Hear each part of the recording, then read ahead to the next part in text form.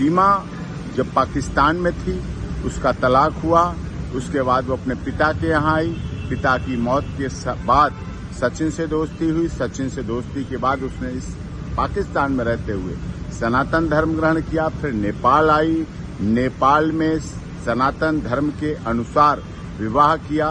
विवाह के बाद फिर पाकिस्तान गई, बच्चों को लेके नेपाल के रास्ते भारत आई। भारत में आकर फिर लीगली कन्वर्जन किया, हिंदू धर्म ग्रहण किया, जिसका हिंदू धर्म लीगल कन्वर्जन सर्टिफिकेट के आधार पर। उसके बाद पूरे रीति रिवाज परंपरा के साथ सप्तपदी फेरों के साथ विवाह हुआ। दूसरे वर्ष में जब उसने प्रवेश किया, विवाह के बाद से गर्भधारण हुआ भारत में। गर्भाधान के बाद बेटी का जन्म हुआ, जिसका सब देश की दुनिया की सहमति से भारती मीना नाम रखा गया। एलियस उसका घर में नाम रखा गया मीरा रह गई। अब इसके बाद सारी प्रक्रिया एटीएस लगातार पहले से अब में और कर रही। एटीएस जांच एजेंसी सारी कर रही है।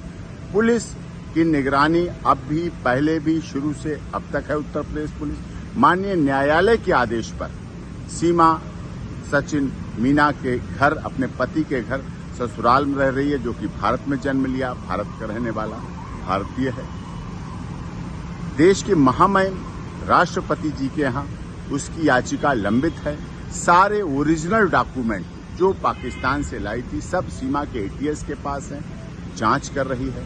सीमा अपने ससुराल और अस्पताल के अलावा आज तक कहीं नहीं गई। पिछले दिनों जब से ये पहलगाम घटना हुई, उससे भी एक दिन पहले उसके तीसरी नंबर की बेटी को वायरल फीवर की वजह से डेंगू हुआ। डेंगू में प्लेटलेट्स बहुत डाउन हुए। अभी भी वो बेटी के लिए दोनों पति पत्नी परिवार के साथ हॉस्पिटल में है, इलाज चल रहा है लगातार।